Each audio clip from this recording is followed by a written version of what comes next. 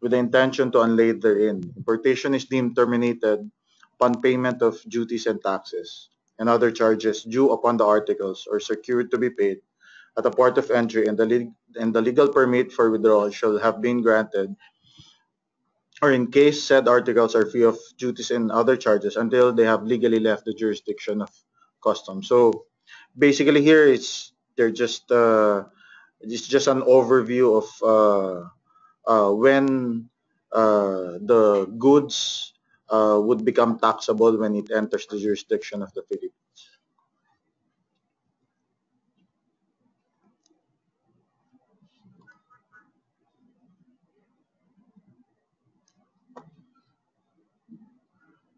All right. Um, Basically, the next slide would tell you what are the articles that are subject to duty. Uh, on a general note, all goods coming in from the Philippines are subject to duties and taxes, but there are certain exceptions to it. One example of which is you can find in Section 105 of the Tariff and Customs Code. These are conditionally free importations. A sample of which is, for example, a certain company in the UK is interested to do a demo or an exhibit here in the Philippines. All the equipment or goods that you would be using for the said exhibition would need not pay duties and taxes, but would only cover re-export bond, in which you would be able to liquidate it upon re-exportation of the said equipment or goods that you used for the exhibit.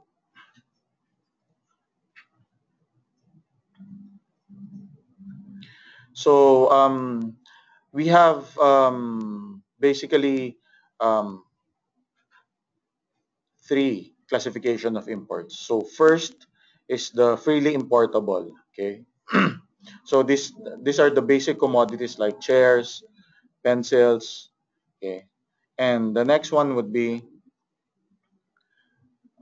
you have your regulated imports. So the regulated imports are these are the certain products in which would require prior permits from the concerned government agencies. For example of which is GSK is here, so you have your drugs. So prior to the importation of any drugs or food items in the Philippines, um, the importing company would still need to secure a permit from the Food and Drugs Administration under the Department of Health. Later in the slide, I would also provide you, because we have compiled in the Bureau of Customs a list of all the regulated importations already. So here, the list of the documents that you would be for all regulated importation. You just need to visit this website. Just go to www.customs.gov.ph, and you can see this banner, the BOC regulated imports list, and just click it on, and it would guide you through acquiring the necessary information that you would be requiring. But as of the moment, I think by first week of November, we would be launching an interagency technical working group for the said list, because we need to update and have a more systematic approach on how the other government agencies would inform the Bureau of Customs, since Customs is the implementing agency of all of these regulating uh, agencies. So, just to give a quick run over, first is you could see in the list a one we actually we provided three types of list. One is the it's an Excel type format. So one is the by specific product, and it's organized in alphabetical order.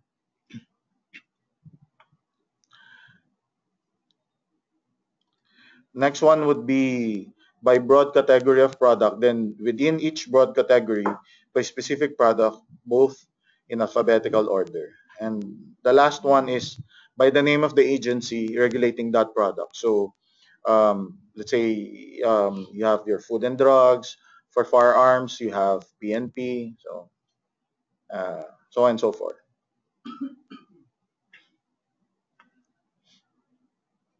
Um, am I doing it too fast, or are you guys comfortable with the pace that I'm doing?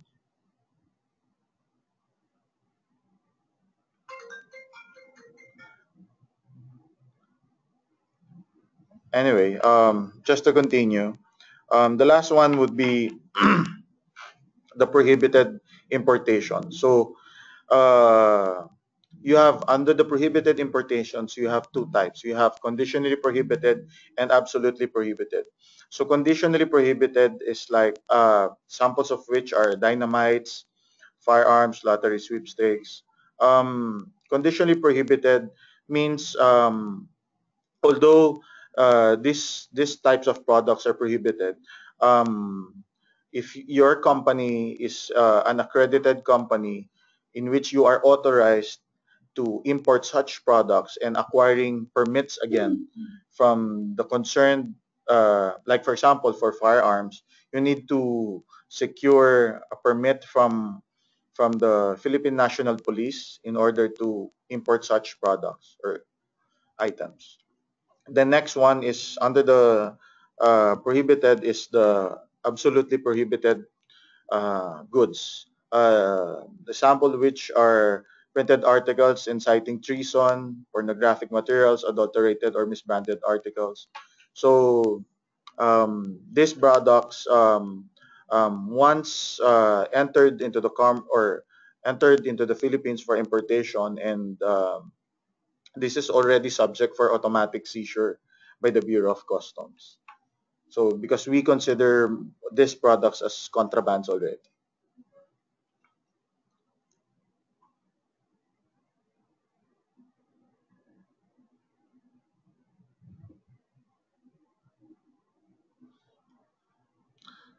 So for the next slide, just to give you uh, brief background on again on the port of entry.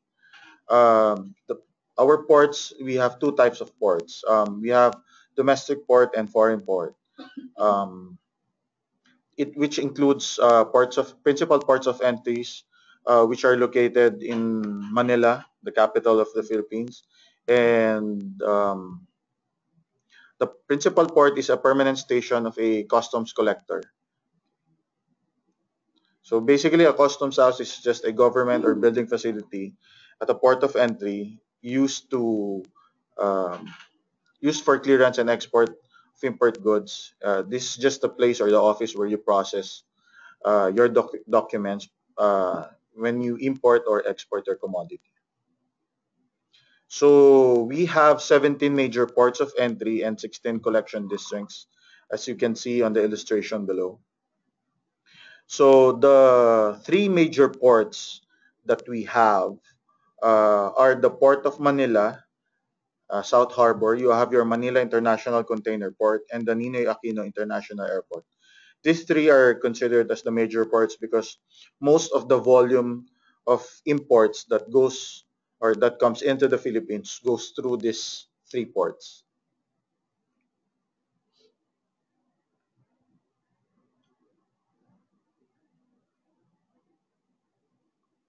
So basically, we'll just define entry.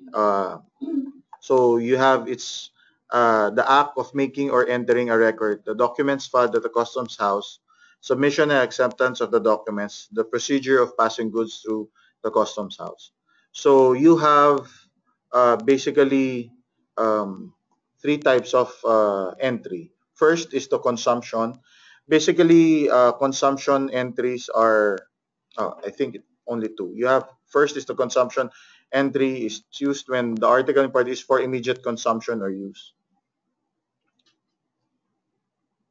Okay, but under the consumption entry, you have two divisions again. As you can see on the end of the paragraph, you have an open close parenthesis, two words, formal and informal. So when you say formal, these are goods which are intended for commercial use or of commercial of nature.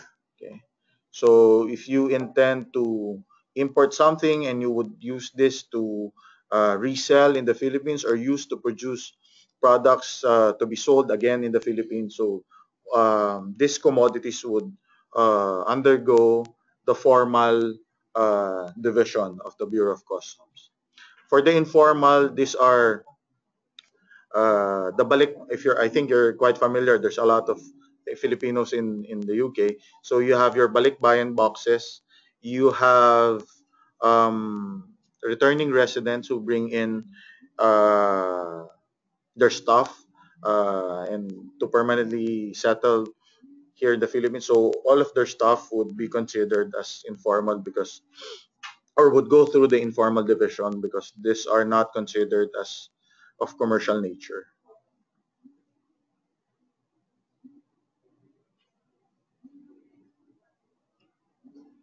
So the second type of entry is the warehousing entry.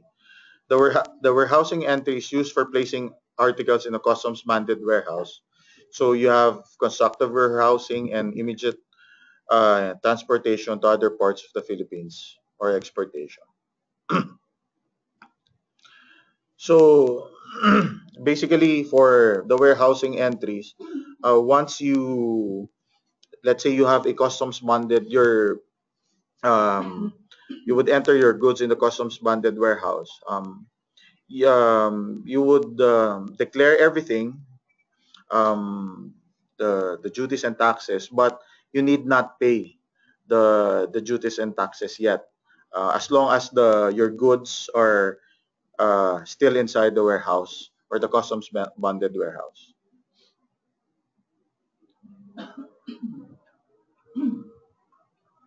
Okay, now let's go to who are authorized to make an import entry. So uh, first, you have importers and other persons who are holders of the bill of lading. This definition is as per section 1301 again of the Tariff and Customs Code of the Philippines. I think you could just search the web. I think we have a copy in our website, and also I think the Tariff Commission also has a copy of this one. The next is the licensed customs broker acting under authority from a holder of the bill of lading. So basically, the holder, most of the time, the holder of the bill of lading are the importers or the persons who are authorized by the importers. So basically, when to file an entry, you must file an entry within 30 days upon the discharge of the last package from the vessel. This time frame is not extendable. So failure to sub or to file an entry within the reglementary period of 30 days would ipso facto forfeit the goods for shipment. So it would be considered as implied abandonment. And um, so there, but need not worry because um, on circumstances in which are acceptable, your the reason for why your cargo is abandoned, the Bureau of Customs consider, and there's already we have revised the procedure of the lifting of abandonment. It's now it's the you'll just take you what a matter of 1 day or 2 days to lift the abandonment.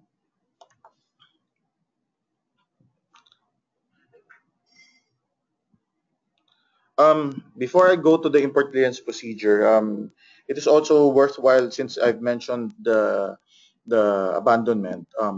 There's also one type of abandonment. The first one that I've mentioned is the 30 days.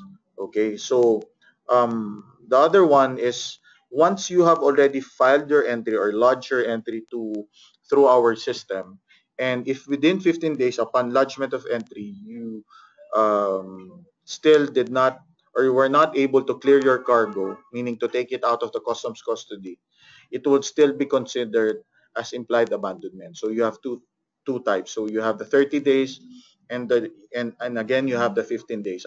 The 15 days is upon the reckoning period is upon lodgement of entry. The 30 days is upon discharge of the last package of the vessel. Okay, now we'll go to the import clearance procedure through our E2M system.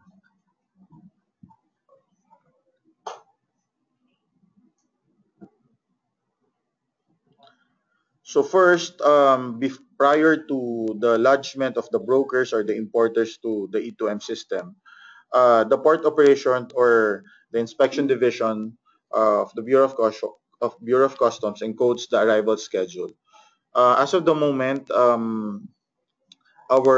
the shipping lines or the freight forwarders are required to submit 24 hours prior to arrival of the goods. But we are already there are already in the drafting stage that we would need to amend this, and the submission of the shipping lines would need to be already 24 hours after departure from the port of origin.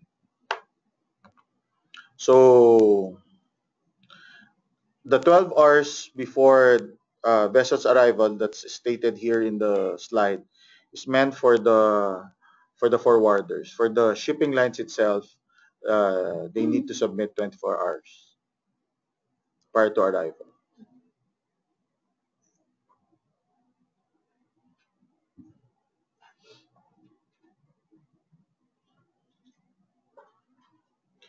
Okay. Um, so then, once the shipping lines have already submitted their inward manifest to the Bureau of Customs, um, the importers first would need to, or the brokers or the importers would need to secure, if your commodity is one of those which are regulated or prohibited, you would first need to secure the necessary licenses or clearances from the concerned government agencies prior to filing of import entry. Because without this necessary import permits, I'm sad to say the Bureau of Customs cannot clear your goods.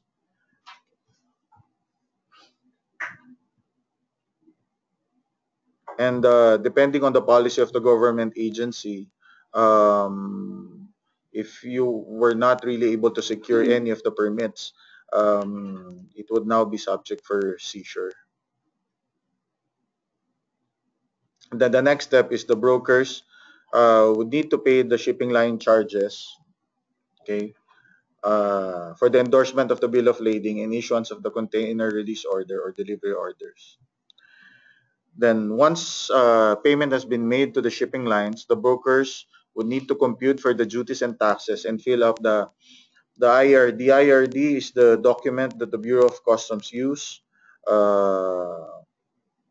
to declare all the details of your importation, which includes also the computation of the duties and taxes. Um, we already have a memorandum or customs memorandum order, which we already in the for in compliance with trade facilitation, we're trying to lessen the documents that the Bureau of Customs is using, and also as much as possible um, moving towards a paperless uh, transaction with the Bureau. So the ARD right now, we're just finishing all the printed copies that we have on hand. And once these are all finished, the brokers or the importers, once, because when the brokers lodge an entry with the Bureau of Customs, they would be able to generate a single administrative document through the E2M system. So that would replace the IARD. So minimizing more wastages of paper, which is, well, one of the other good for the environment as well. So once lodgement has been made already, that through after the lodgement, it would already trigger the selectivity system of the Bureau of Customs. In the temporary assessment notice, you can the broker um, could already see if your importation has been tagged green by the Bureau of Customs, a final assessment notice would be printed. Okay, but if your commodity or your goods is tagged red or yellow, a temporary assessment notice is printed. So for the red, basically the red means your cargo needs to undergo physical examination or X-ray or go through an X-ray and as well as documents scrutiny. Okay. So those are the things that needs to be satisfied first if your importation or if your cargo is routed to the red lane. For the yellow, all that needs to be done here is a scrutiny of the documents. So our examiners would just need to double check all the documentary requirements that uh, your company or your broker have provided the bureau.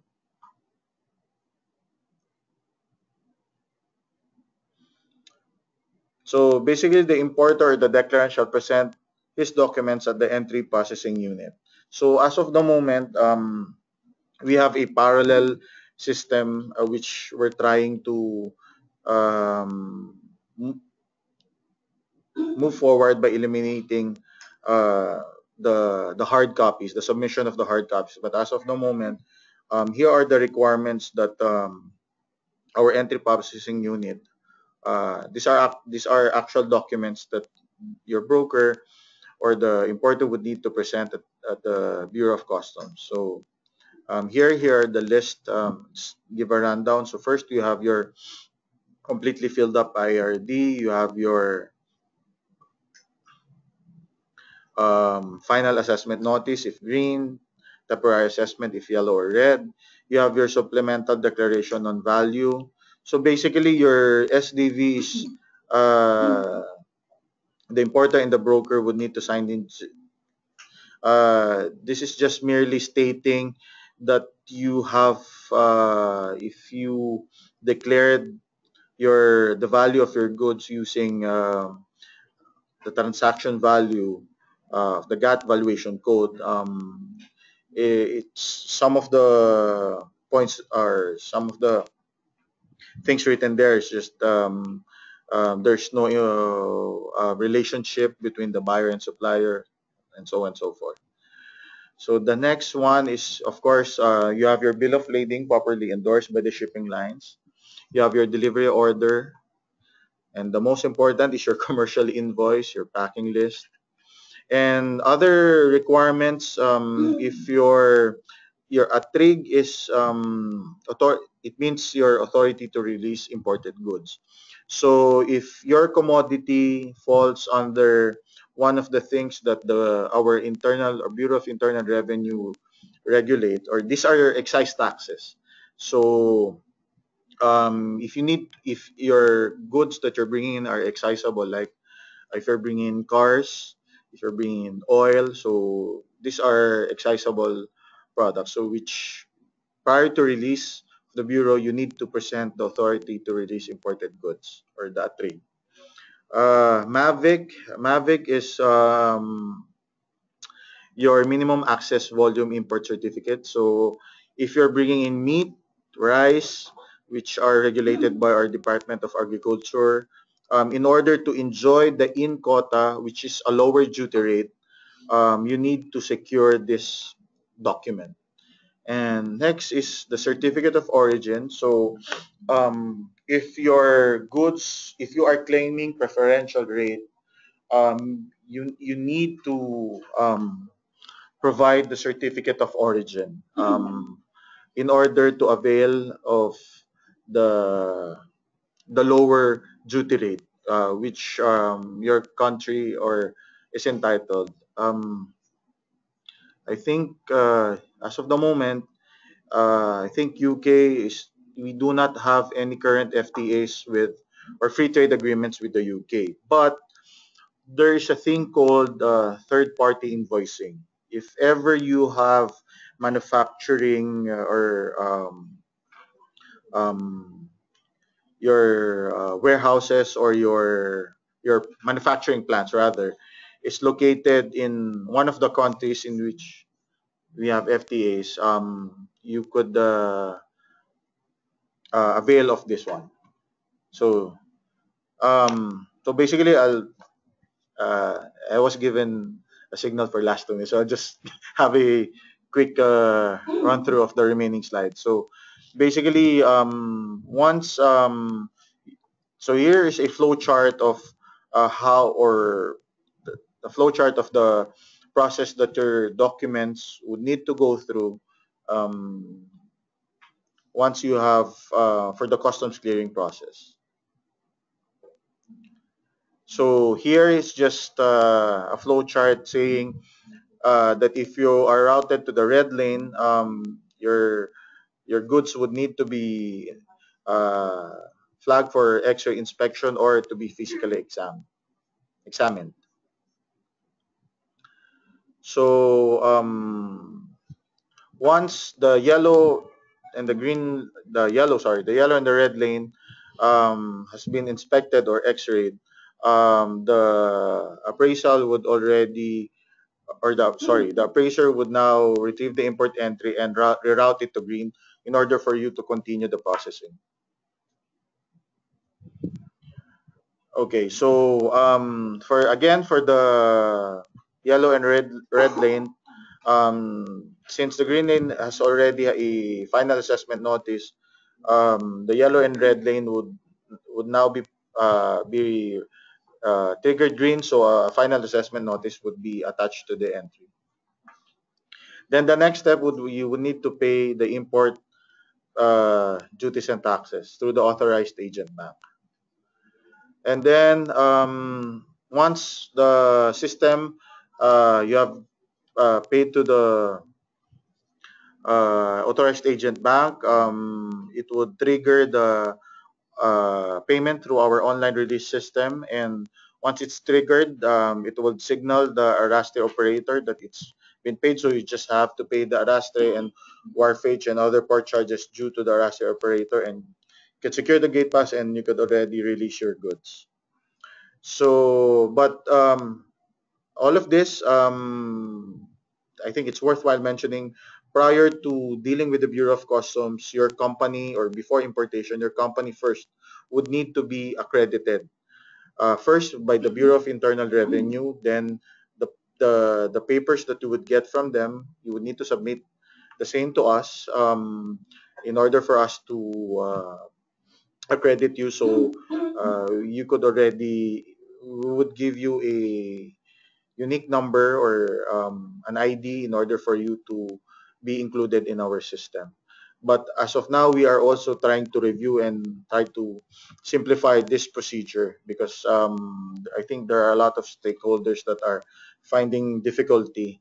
We're trying to check that or put into place that once you are accredited by BIR, automatically we would already accredit you. No more further step or further documents of the Bureau. But still, these are in the drawing board. But hopefully, in the spirit of, again of trade facilitation, would be able to uh, shorten and hasten all the processes and also to promote a good business environment in the Philippines. So thank you very much. And that's all for today. Thank you.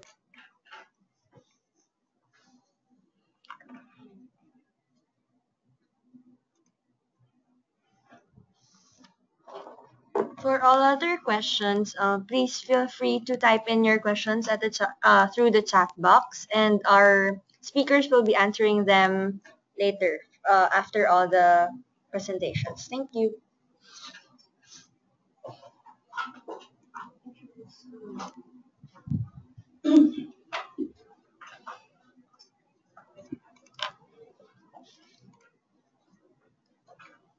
Saan ako titingin?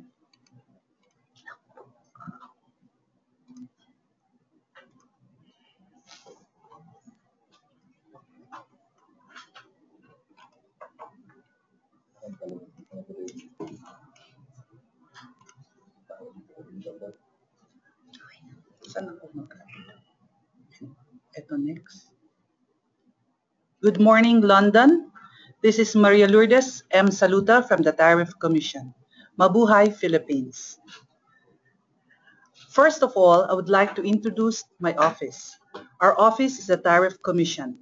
It is the key advisor to the executive and legislative branches of government on tariff and related matters.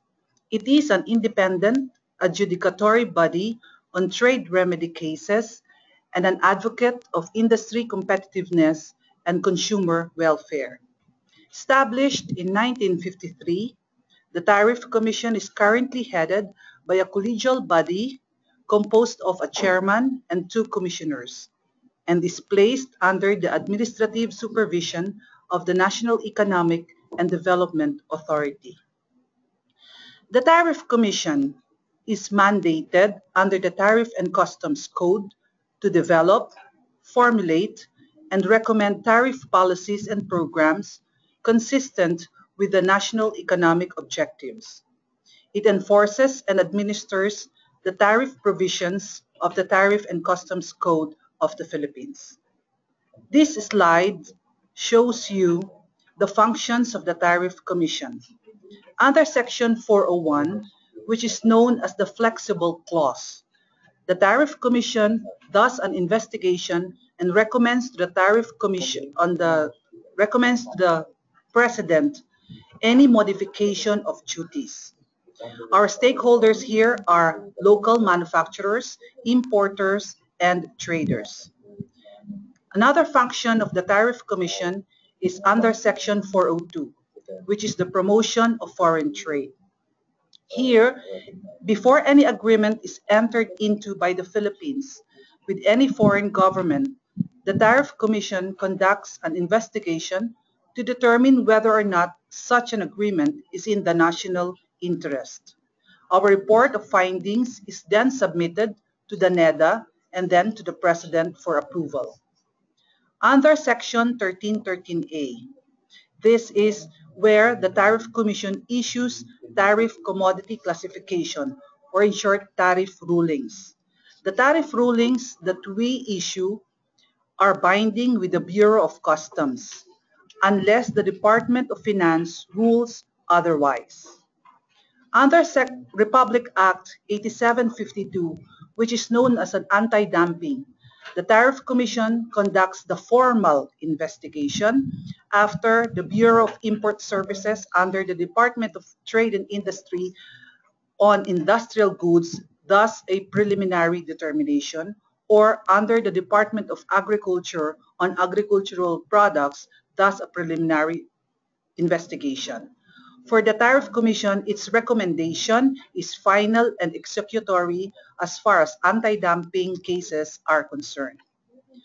For RA 8800, also known as the safeguard measure, this is about the surge in imports that would cause injury, serious injury to the local industry. The Tariff Commission conducts, again, the formal investigation.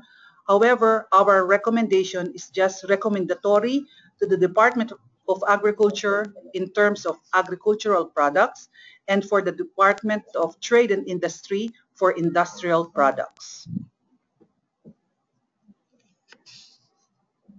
The next slide shows you the language of trade. When we do trade to all around the world, we use the Harmonized Commodity Description and Coding System. This is in short known as the HS. It is an internationally standardized system of names or description and numbers or codes for classifying traded goods. The HS is a product nomenclature where each product is assigned its corresponding 6-digit code. The first 4 digits are referred to as the heading, while the code up to the 6th digit is known as the subheading. The Philippines began implementing the harmonized system in 1989, the 104th country to do so. And under this harmonized system, contracting parties are obligated to base their tariff schedule on the HS nomenclature, although parties set their own rates of duty. The HS is used to determine the applicable customs duty, and this is based on the collection of international trade statistics. With a correct classification of goods, we base the rules of origin on this HS to ascertain eligibility of a product under a free trade agreement. And of course, the HS is for compliance with customs requirements. What is the difference between the ASEAN Harmonized Tariff Nomenclature, or the AHTN, from the HS? It was in 1992 that the Association of Southeast Asian Nations, comprising of 10 ASEAN member countries, namely Brunei, Cambodia, Indonesia, Laos, Malaysia, Myanmar, Philippines, Singapore, Thailand, and Vietnam, agreed to adopt a common tariff nomenclature to facilitate the flow of trade within the region. The AHTN is the harmonization of each member country's customs nomenclature. The AHTN is based on the harmonized system up to the 6-digit subheadings. It is supplemented with the national requirement of each of the ASEAN member countries in the form of the 8-digit subheadings. Any amendments on the harmonized system would also be reflected on the AHTN. For an illustration, this is the slide that I would like to show you. At the HS 6-digit classification for this product, black currant fruit juice, the 2009-89 is used worldwide for example, by US, India. However, in the AMS region, the ASEAN region, we have this AHTN code classification, which consists of 8 digits. So within ASEAN, we use the 8 digits, and at the 6-digit level, all around the countries would be using this code for this product. Another illustration, the Philippines assigns alphanumeric codes to denote its national tariff lines. So OT 020319 is the HS6 at the 6-digit code. On the AHTN level, we add 2 zeros for the AMS, and the A applies to the Philippine national subheading. So when we read this tariff line, it says pork bellies, fresh or chilled in quota. We have an in quota rate of a lower duty and an out quota rate of a higher duty. This is another illustration of what we have in the Tariff and Customs Code of the Philippines. The first column shows the 4-digit level, while the second column is known as the AHTN code, up to the 8-digit level. The third column is the description, and the fourth and fifth column are the MFN rates. The MFN rates are the most favored nation rates applied to commodities that is not part of an agreement. The sixth column is the ATIGA rate. ATIGA is for the ASEAN countries. And the seventh column are the ASEAN member states enjoying concession. If you could see under this line 9601-1000 with a description of worked ivory and articles of ivory, it says here that the MFN rate is 3. But if you import from ASEAN countries, you would be paying a 0 duty under ATIGA. But there is an exception, except Laos, which means that any importation from Laos will not avail of the 0 duty, because even if we also export to them, we will not avail of the 0 duty because Laos has still a positive tariff on this product. The second line, 9601-9010, it says under the concession, in the seventh column, it says all. So all AMS countries are entitled for this preferential rate of duty when you import from the other AMS. What are the uses of the AHTN? Like the HS, the AHTN is a uniform tariff nomenclature, however, only within ASEAN. So this will be our basis for our preferential tariffs in AFTA and other FTAs that we have. And this would be the basis for the collection of trade statistics within ASEAN. What is the Philippines' role or commitment under the World Trade Organization? As we all know, the World Trade Organization, or the WTO, is the sole international organization overseeing the rules of international trade. The Philippines, together with Brunei, Indonesia, Malaysia, Myanmar, Thailand, Singapore, Australia, New Zealand, Korea, Japan, among others, are founding members of the WTO since 1995. As we all know, the Ministerial Conference is the highest decision-making body in the WTO, where decisions are arrived in a consensus basis, which means a single undertaking concept where, as they say in the WTO, nothing is agreed until everything is agreed. This slide would show you the frequency distribution on the MFN basis. The Philippines still maintains 15 tariff levels from 0 to 65, where the highest tariff of 65 is for sugar.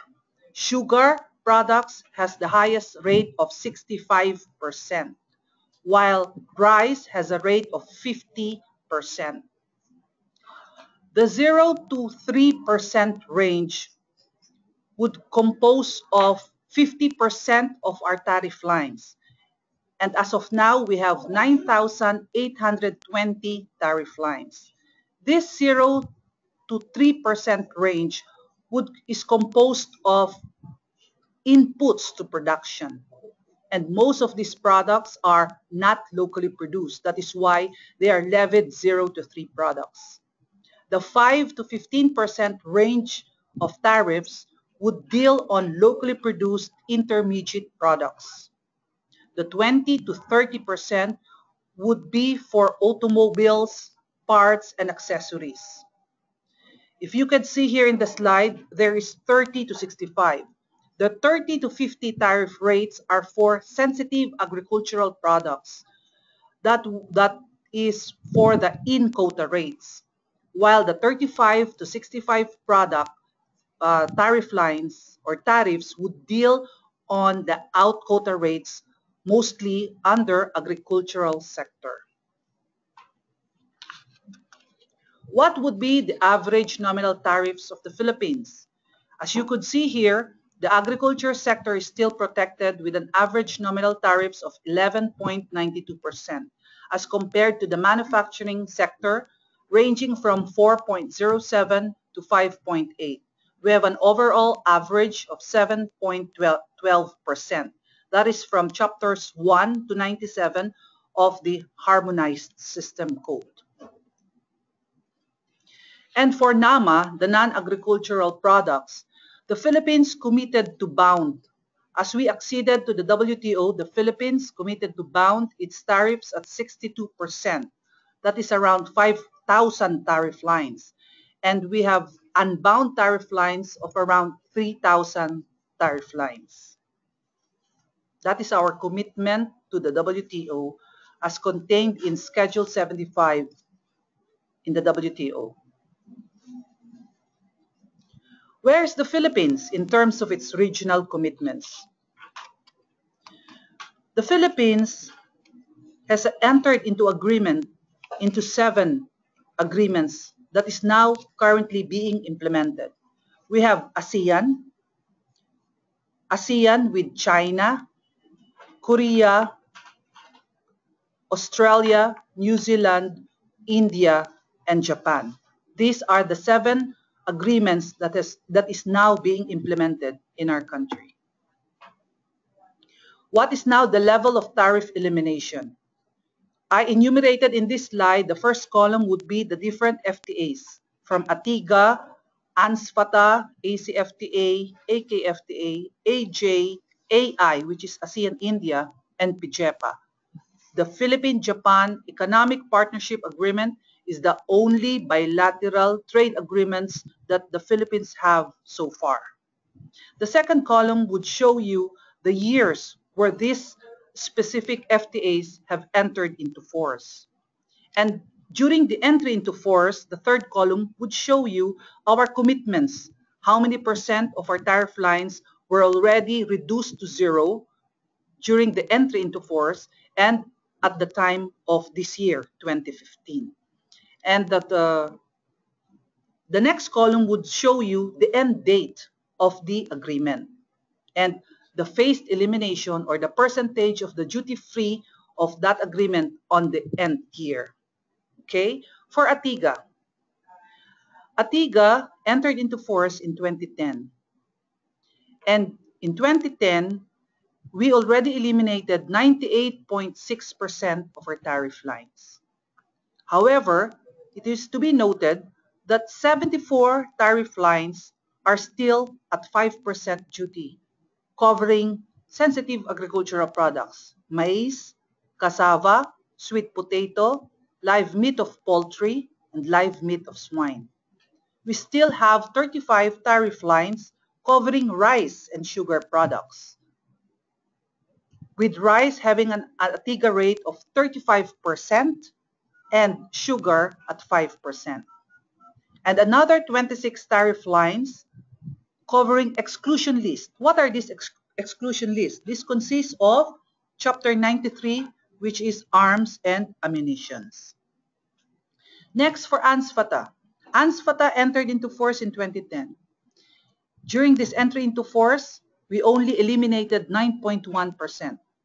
But by 2015, you see it's now already 92.9%. The end date of ANSFATA, which is 2019, the Philippines will be eliminating 94.3%. On the side of Australia and New Zealand, by 2020, all products exported by the Philippines to Australia and New Zealand will enjoy zero tariffs.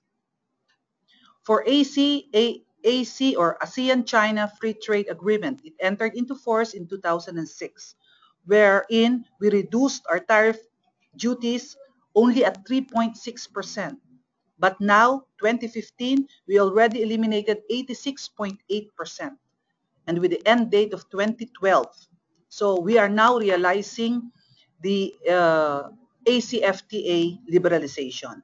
Just like ACFTA, we have this AKFTA, the ASEAN-Korea Free Trade Agreement, which entered into force in 2007. The same entry into force with China, we eliminated 3.6%, and now we already eliminated 88.1%.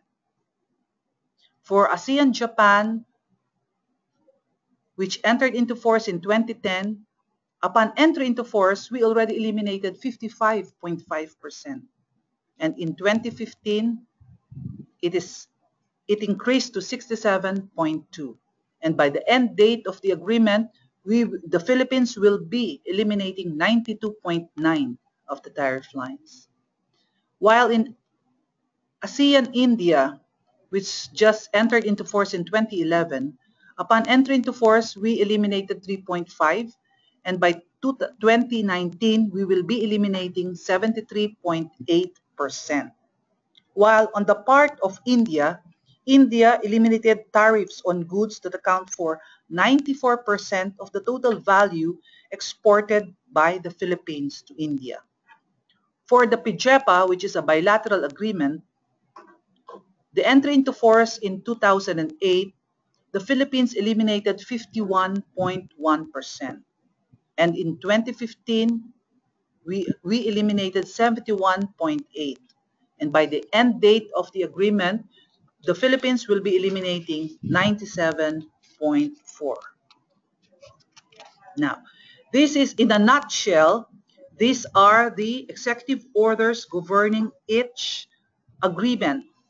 These are the forms to be used in importing or exporting to the Philippines. So for ATIGA, you have to use the Form D accompanying the rules of origin. For ACFTA, Form E. For ASEAN Korea, it would be Form AK. For Australia, New Zealand, it would be Form AA and Z. For ASEAN Japan, it would be Form AJ. For Philippine Japan, a bilateral agreement, it would be Form JP. And for ASEAN India, you have to use Form AI.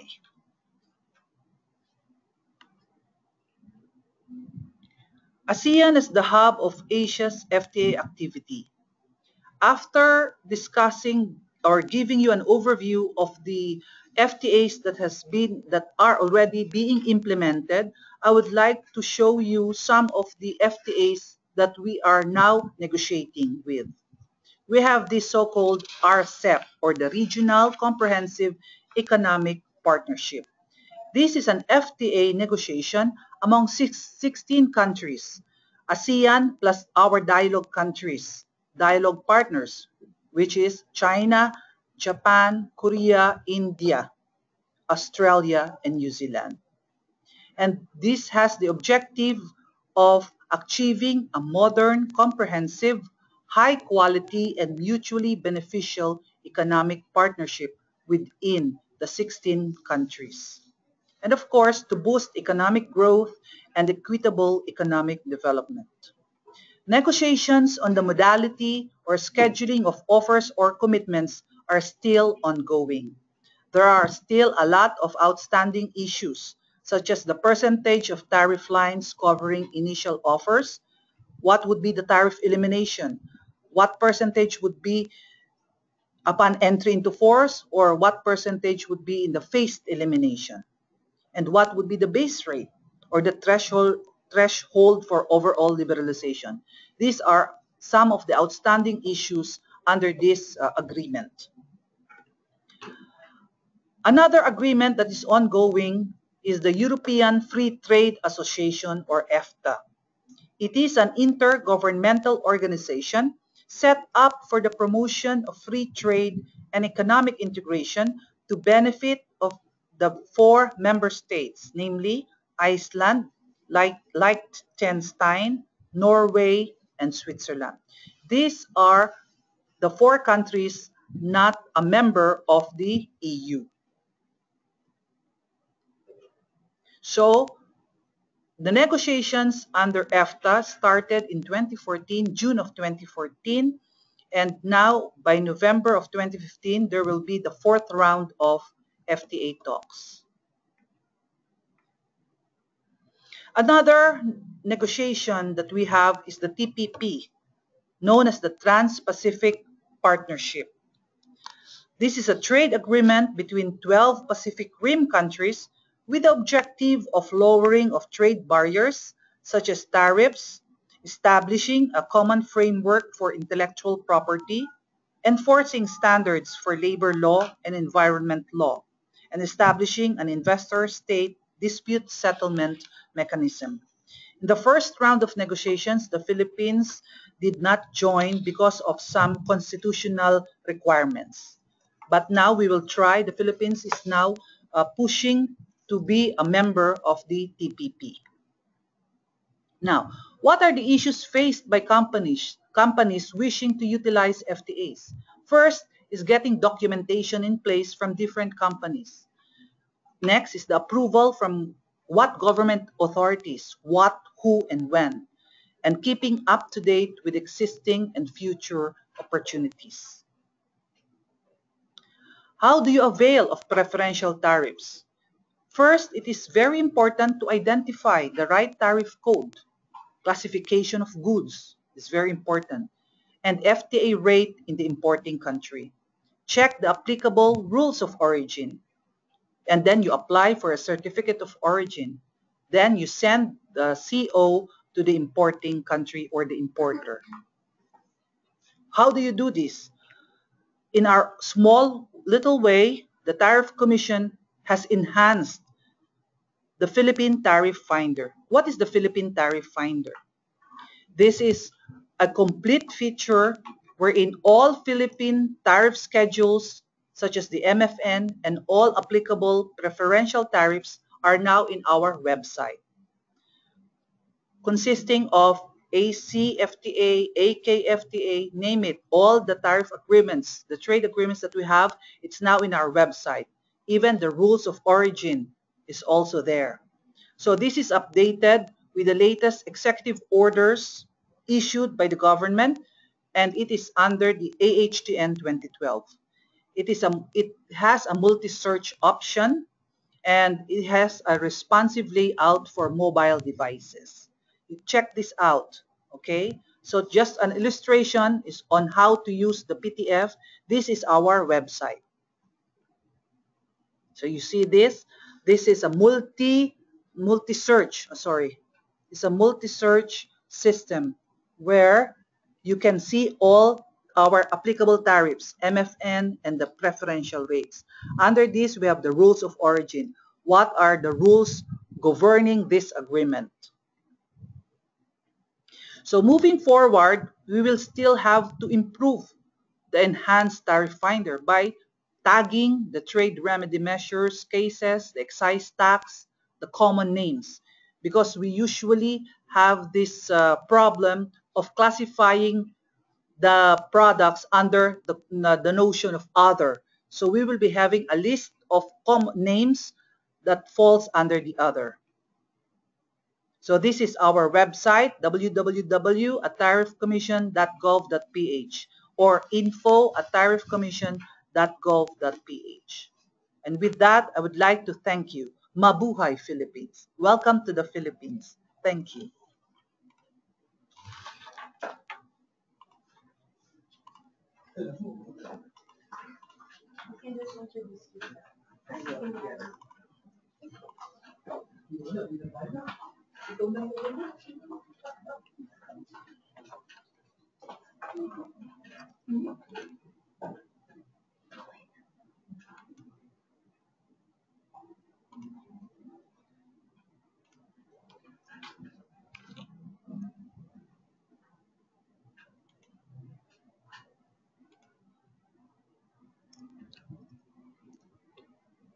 Good morning.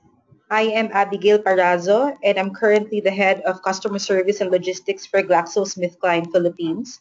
And this morning, I'm honored to be invited to share with you my personal experiences in importing products into the Philippines from European origin. As a brief introduction and to provide context to the points of discussion that I will make, please allow me to introduce my company, GlaxoSmithKline Philippines. GSK is a pharmaceutical and a consumer healthcare company with presence in the Philippines since 1968. Our headquarters is located in Makati City and a manufacturing site in Cainta, Rizal Province. On the average, we have 600 importation file counts in a year, with 400 via sea entering the Philippines through the Manila International Container Port and South Harbor, and balance entering via air through the Ninoy Aquino International Airport. 67% of our imports are of European origin, with United Kingdom and Germany as the top sources.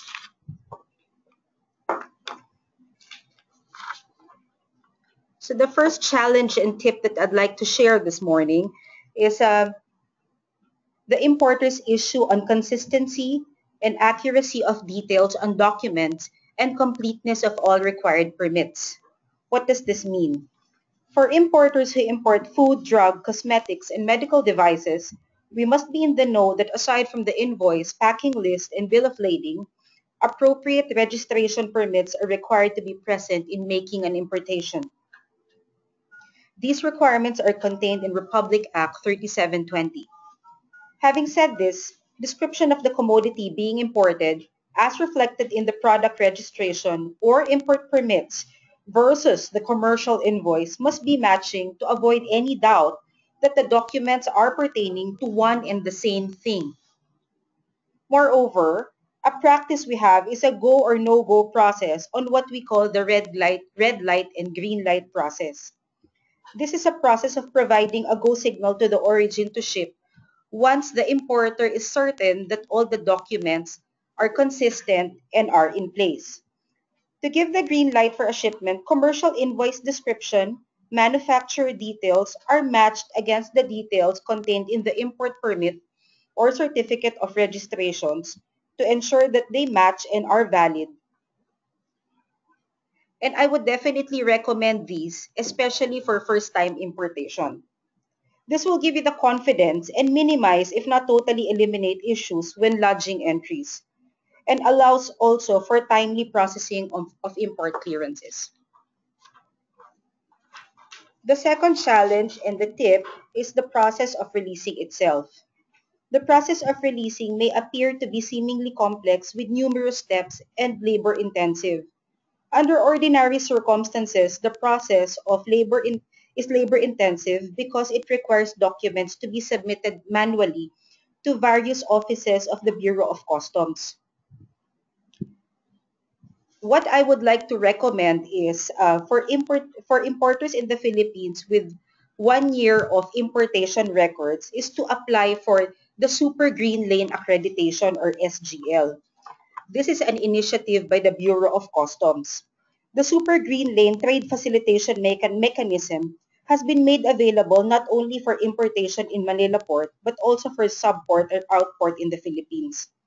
The benefits of having an SGL accreditation is relatively faster customs clearance processing because the manual submission of document is done after the shipment has been released already, which is part of the post-entry requirements. The shipments of SGL registered companies are less prone to inspection and scrutiny because the companies are deemed to have good track record of compliance with customs laws, rules, and regulations. It is also very important to be working with a reputable and credible broker to assist the company in its importation. The third is the port congestion in Manila.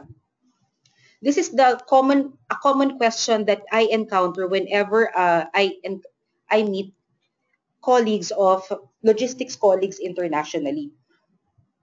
The common question is there still port congestion in the Philippines? So currently, the port congestion is no longer an issue for importers. However, due to Filipino traditions and importance of the Christmas season in the Philippines, we can still experience minor congestion towards the end of November and December. To this, there is no better antidote but to plan ahead. Considerations of safety stock and proper planning are key, especially during this time, as it is not only port congestion that may impact the release of shipments but also the long holidays. To address the port traffic, there is Customs Memorandum Order 162 implemented in October of 2015, where terminal appointment booking system is implemented that will schedule the pull out of cargo. So this is having an appointment to pull out your cargo rather than trucks queuing up. Another option to consider are alternative points of entry like Subic Bay Port or Batangas Port.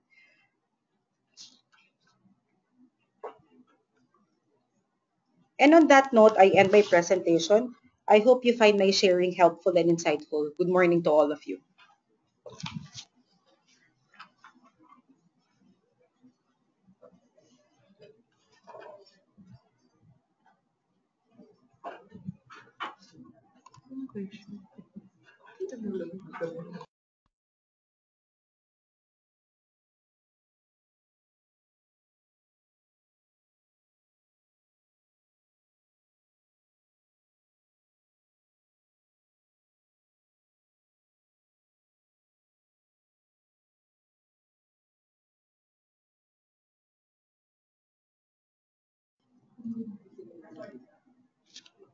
Good morning, everyone. So that's the end of the presentations for our webinar today. For questions, please feel free to send in. We'll accommodate 2 to 3 questions for now. And for the other questions, you may just email them to us, and we'll make sure that our presenters will answer them briefly for you. So all the slides will be sent out to all the attendees for our session today. Again, for all other questions, please feel free to type them in now so our presenters can still accommodate your questions.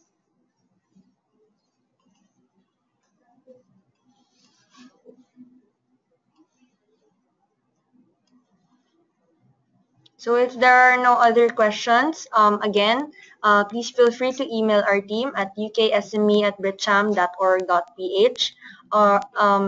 So good morning again, everyone. So thank you and have a great day.